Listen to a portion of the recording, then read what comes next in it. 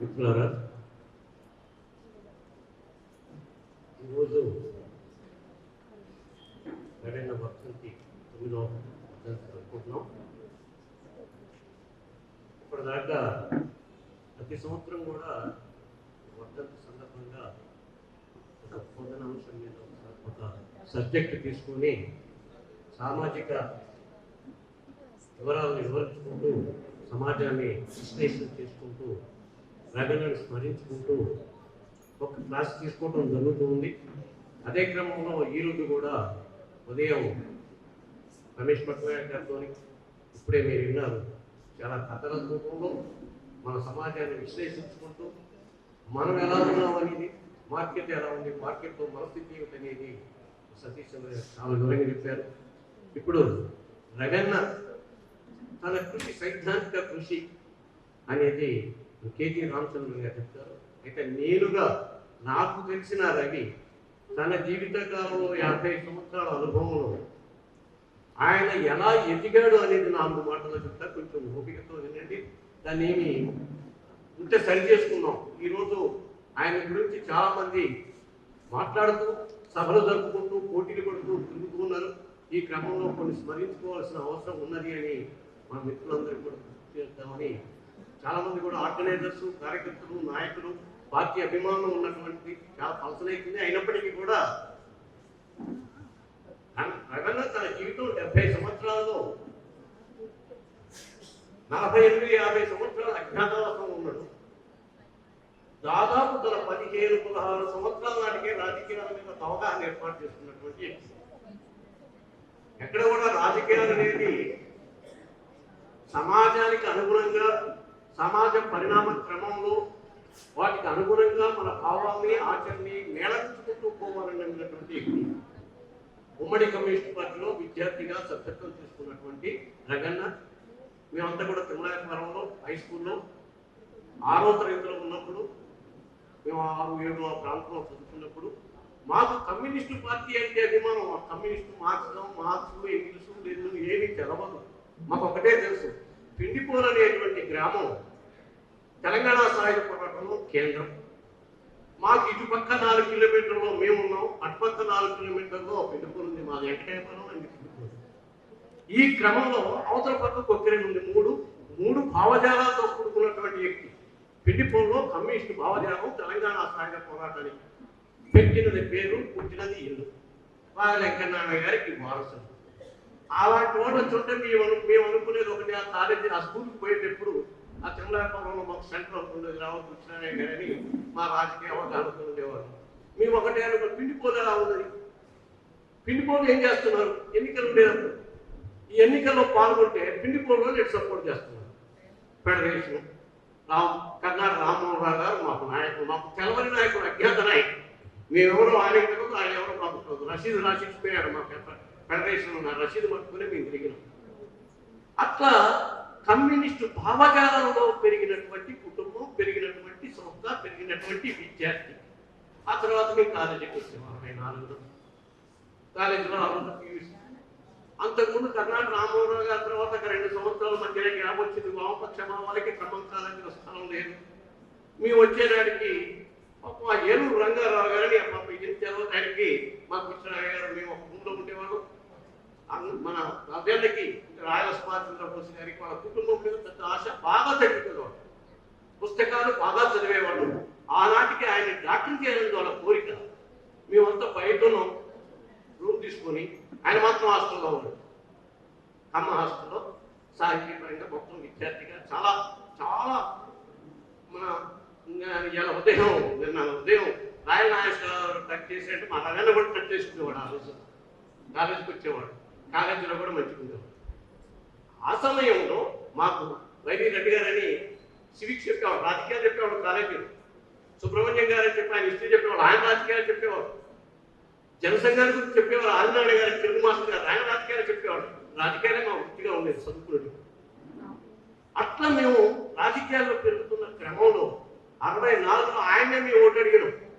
మా ఫెడరేషన్ అభ్యర్థి ప్రెసిడెంట్గా పోటీ చేస్తున్నాడు, ఓటే నేను ఆయన కూడా మాకు అంటే రగన్నకి కానీ మాకు ఆనాడుకున్నటువంటి ఆయన ధ్యేయం, ఆలోచన ఏంటంటే ఎక్కడున్నా ఎర్రగడ్డవాడు మనోడు ఆ ఎర్రజెండాని కాపాడాలా, ఆ సాహిత్యాన్ని, ఆ అభిమానాన్ని, ఆ సిద్ధాంతం మనది అని నమ్మినటువంటి పద్ధతి ఆనాడే ఉంది.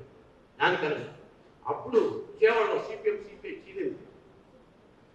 మేము పీవీసీలో ఉండగా వామపక్ష భావంలో కమ్యూనిస్ట్ పార్టీ చీలికేంటి, ఎందుకు వచ్చిందని చర్చ జరిగితే సిపిఎంఏ సరైనది, ఈ దేశాన్ని సరైన మార్గంలో తీసుకుపోగలుగుతుంది అని నమ్మిన వాళ్ళలో మొదటి వాడు రాజకీయ మేమంతా కూడా అదే ఆలోచిస్తున్నాం. మేమందరం సిపిఎంలో చేరాం. సిపిఎం విద్యార్థిగా స్టూడెంట్ ఫెడరేషన్. ఈ స్టూడెంట్ ఫెడరేషన్లో మేము ఉంటే మమ్మల్ని అందరినీ కమ్యూనిస్ట్ అని తెలిసేవాడు. కమ్యూనిస్ట్ అని చెప్పుకోవాలంటే భయం. ఒక ఉమ్మడి క్లాస్ జరుగుతుందండి. ఒక చిన్న ఉదాహరణ చెప్తా. ఒక ఉమ్మడి క్లాస్ జరుగుతుంది. తెలుగు మాస్టర్ గారు జనసంఘ ఆదినారాయణ గారు ఒక అనౌన్స్ చేశాడు.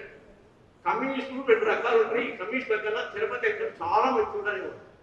ఎందుకంటే ఎత్తు తక్కువ, లావు పక్క అనే తేడా లేకుండా అందరికీ గుండు కొడుకులు, అంత సోషలిస్ట్ అయినా ఇక్కడ కమ్యూనిస్టులు లేదు. కమ్యూనిస్టులు ఎత్తులో తప్పు చేస్తాడు, తక్కువ నిప్పు చేస్తాడ అని చెప్పి మీరు ఎంతమంది కమ్యూనిస్టులు ఉన్నారు రాను. మా క్లాసులో మేము 100 మంది 110 మంది ముఖ్యం జాయింట్ తెలుగు క్లాసు. దాదాపు 35 మంది నిలబడ్డారు కమిషన్. మీరు మాట్లాడిన తప్పు అని అంటే ప్రశ్నించే నేచర్, అక్కడ ప్రశ్నించే నేచర్ అనేది ఆనాడు ఉంది. ఆ 110 మందితో మేము 35 మంది 110 మందిలో 35 మంది మేమే ఉన్నాం. వాళ్ళంతా కూడా పాపం మొన్నటిదాకా కూడా కమిషన్గానే ఉన్నారు. అట్లా మేము యూనియన్లో పెట్టుకున్నాం. యూనియన్ ఫామ్ అయింది. 67, 68 వచ్చేసరికి మా ఆలోచన డాక్టర్ రాజస్మూర్తి గారు ఈరోజు క్లాసులు అంటే వచ్చినోడే వస్తారు, ఉన్నోడే వస్తారు, పోయేవాడు పోతారు. సార్ రాజేస్తారంటే చెప్తాడు ఎందుకు ఈ గంట మాట్లాడగలుగుతుంది, మన కేటీఆర్ గారు కూడా విన్నారట అని చెప్పి సగమని తెలిపారు. కానీ ఆ రోజు దాదాపు 4 నెలలు ఒక్క 13కే 5 వస్తారు క్లాస్ చెప్పాలంటే చెప్పడం కష్టంగా ఉన్నాయి. ఈ కాలంలో ఇనిటూడు కూడా కష్టంగా ఉన్న కాలంలో 13 మందికి డాక్టర్ రాజస్మూర్తి గారి నాయకత్వంలో ఆ హాస్పిటల్లో రాత్రి 9 గంటల తర్వాత ఓపీ అయిపోయిన తర్వాత అదే పదాలు అడ్డం తిప్పుకొని ఆయన గారి ఉపన్యాసం అంతర్జాతీయ కమ్యూనిస్ట్ ఉద్యమం మీద డాక్టర్ రాధాకృష్ణమూర్తి గారు, గతి తార్కిక భౌతికం మీద కేవీ సుబ్బారావు గారు. ఆనాటికి ఈనాటికి కూడా ఆ వాదన మర్చిపోలే మేమైతే. ఆయన ఎక్కడ మొదలు పెట్టిండో నాకు ఇప్పటికీ గుర్తు. మనలో చెప్తుంటా ఆయన ఎక్కడ మొదలు పెట్టిండు, గతి తార్కికం అంటే ఏం చెప్పిండు మొదటి పదం అనేది ఇయాలికి మర్చిపోయి. గతి అంటే చలనమని, తగ్గంచేది తగ్గతి తార్కిక చారిత్రక భౌతిక శాస్త్రం. చర్చలు కలిగి నిత్యం చలనం కలిగినటువంటి శాస్త్రం ఆయన ఒక ఉదాహరణ చెప్పుకుంటూ చెప్తూ ఒక చిన్న ఉదాహరణ చెప్పుకుంటూ ఏం చెప్తుందో ఏంటో. మార్క్సం మా కృష్ణయ్య గారు అడిగినారు. మీ 13లో ఆయన గారు ఒక ప్రశ్న వేసాడు. సార్ మా పీయూసీ అప్పుడు 1 సంవత్సరం అయిపోద్ది, డిగ్రీ 3 సంవత్సరాలు అయిపోద్ది, మేమంతా రాత్రి కూడా చదువుకునేవాళ్ళం, కలిసి కూర్చునేవాళ్ళం. పీజీ చేయాలంటే 2 సంవత్సరాలు పడుతుంది, మార్క్స్ 2 సంవత్సరాలు అయిపోతుంది. చెప్పండి సార్ ఊరికే మీరు చెప్పా మేమేనా ఇదంతా 2 సంవత్సరాలు అయిపోతుంది చెప్పండి, పుస్తకాలు మా ముందు పడేయండి, మేము చదువుకుంటాము చెప్పాలి. కేవీ సుబ్బారావు గారి దగ్గర ఒక మాట ఉంది. నాకు దగ్గర నీకు దగ్గర సముద్రప్పుడు పోయినాయా, ఆ సముద్రంలో ఏరు ముచ్చిండు, ఆ ఏరు ముచ్చి బయటికి తీసుకుని ఒక చుక్క నీళ్ళు వచ్చినాయి, ఆ చుక్కను 100 బాగా చేస్తాను మామకి వాళ్ళు ఎక్కడ వాడంటే మార్క్సం అనేది సూచి సమాజాల గురించి అర్థం చేసుకోవడానికి ఇచ్చే ఫండమెంటల్ అయిపోయింది.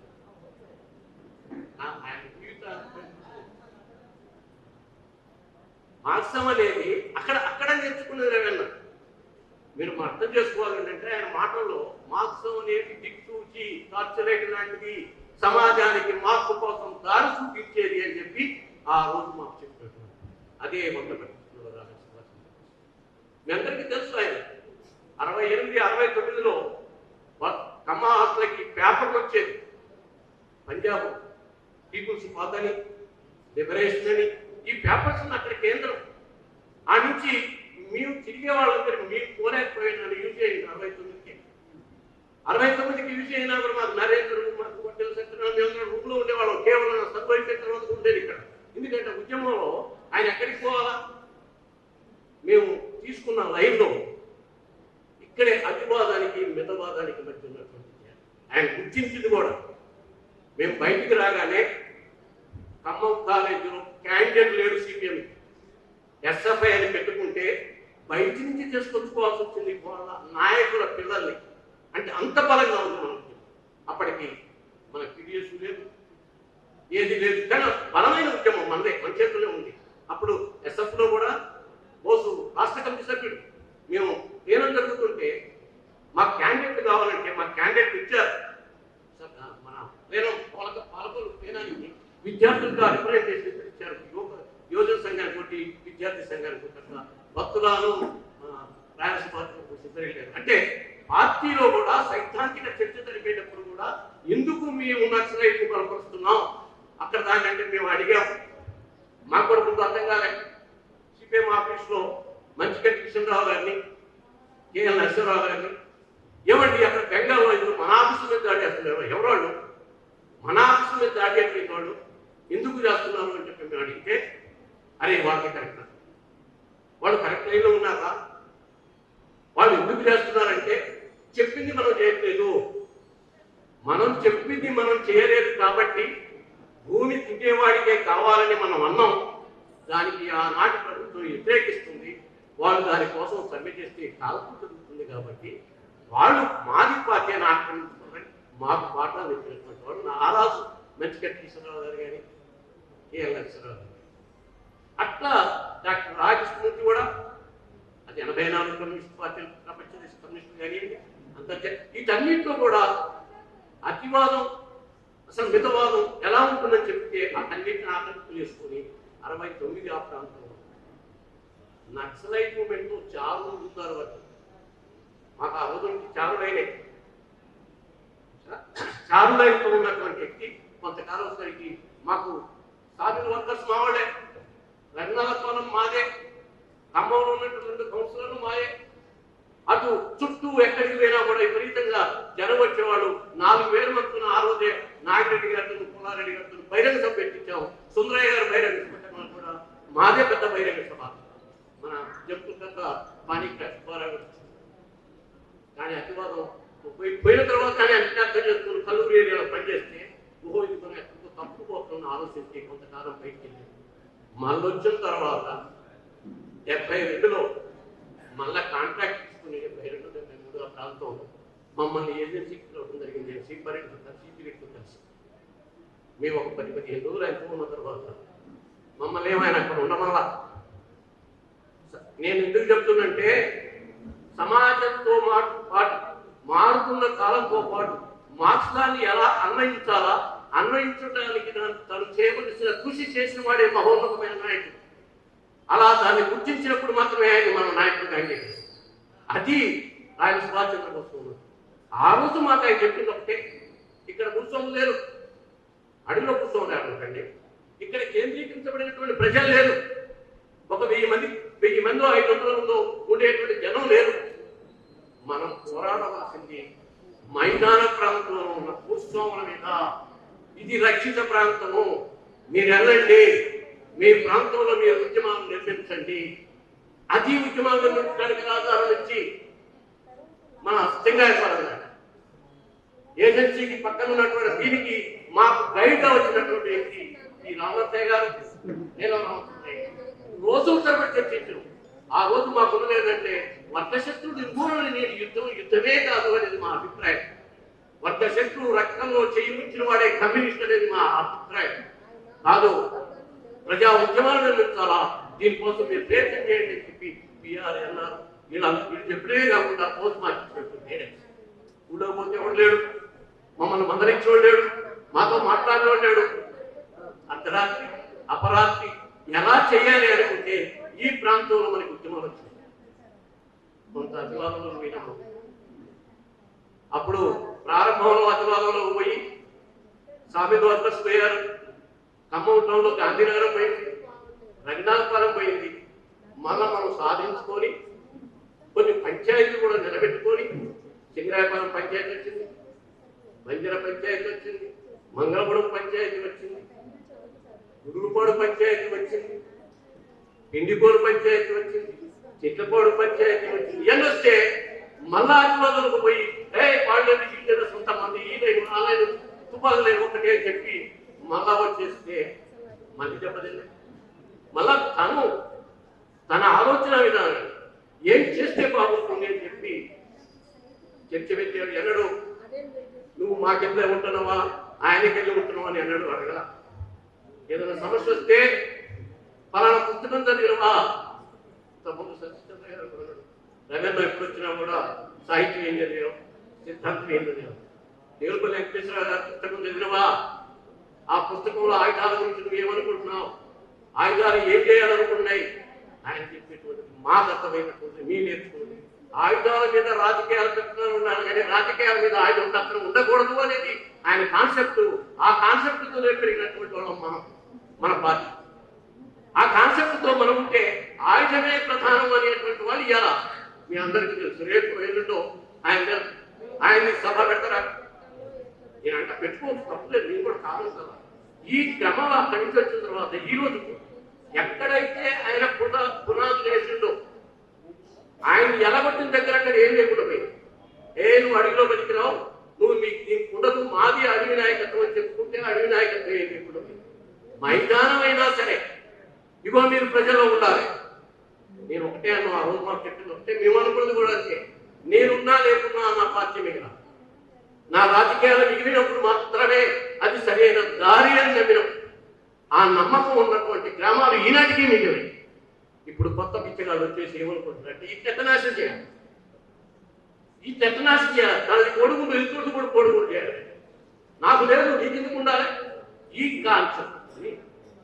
కాన్సెప్ట్ని ఏం లేదా పనిచేసుకుంటే చాలా ఉంది. ఈ 10-9 సంవత్సరాల నుంచి నీకే గుర్తురాలే. ఆయన రాజకీయాలు వ్యతిరేకించే నువ్వు, ఆయనంటే పనికిరాలేదు నువ్వు, ఆయన సిద్ధాంతమే తప్పనుకునేటువంటి నువ్వు, ఆయన కమ్యూనిస్టే కాదనేటువంటి నువ్వు. మేము నమ్మినం ఆయన కమ్యూనిస్ట్, మేము నమ్మినం ఆయన ఎక్కువవాడు, మేము నమ్మినం ఆయన ఆచరణ సరైనది, మేము నమ్మినం ఆయన మార్చడాన్ని తార్చలేక చూపించాడు, మాకు దారి చూపించాడు. కానీ నువ్వు నమ్మినం ఆయన కమ్యూనిస్ట్, నువ్వు నమ్మినం ఆయన రివిజనిస్ట్, నువ్వు నమ్మినం ఆయన మార్క్సిస్టే కాదనుకుంటున్నావు. మరి ఇవాళ నీకు ఎట్లొచ్చింది? నిజంగా బుద్ధి జ్ఞానం సిగ్గు శరం ఉంటే చేయవలసిన పని ఏంటంటే మేము చేసింది తప్పు. ఇప్పటిదాకా మేము ఆయన గురించి చేసినంత సరైనది కాదు. మేము ఆత్మవిమర్శ చేసుకుంటున్నాం, మేము తప్పు చేసుకుంటున్నాం, మేము కూడా దక్కుకుంటాం, ఆయన ఆచరిస్తాం, ఆయన విధానాన్ని బలపరుస్తామని చెప్పుకుంటే కనీసం కొద్దిగానైనా మనం గౌరవిద్దాం. భవిష్యత్తు ఆచారం చూసి వాళ్ళని కమ్యూనిస్ట్గా అంగీకరిస్తాం. అందుకే మిత్రులారా, ఈ సందర్భంలో ఒకటి గుర్తుంచుకోండి. రాయల సుభాష్ చంద్రబోస్ ఏం చెప్పిండో ఆ విధానంలో నడుపుతాం. ఆయన ఏమి ఆచరించి తన జీవితాన్ని నడిపిండో ఆ పద్ధతుల్లో మనం నడుపుతాం. ఆచరణ లేని సిద్ధాంతం పుట్టింది, సిద్ధాంతం లేని ఆచరణ అడవి కాసిన ఎన్నెల. ఆయన చెప్పినటువంటి పద్ధతి ఏదైతుందో కుట్రోళంగా మనం అడవిన కాసే ఎన్నెలంగా మనం కమ్యూనిస్టులం, మనం మార్క్సిస్ట్ లెనినిస్టులం. మన ఆలోచన మావో ఆలోచన విధానం మనకి ఏదైతే దారి చూపించడో ఆ దారిలో నడవడం కోసం ప్రయత్నిద్దాం. వచ్చేడు వస్తుంటూ పోయేడు పోతుంటూ మన ఉద్యమం మరలా నిలదొక్కుంటుంది, మరలా పెరుగుతుంది, మనం పెరుగుతాం, అది ఉంటుంది అని చెప్పి అంటూ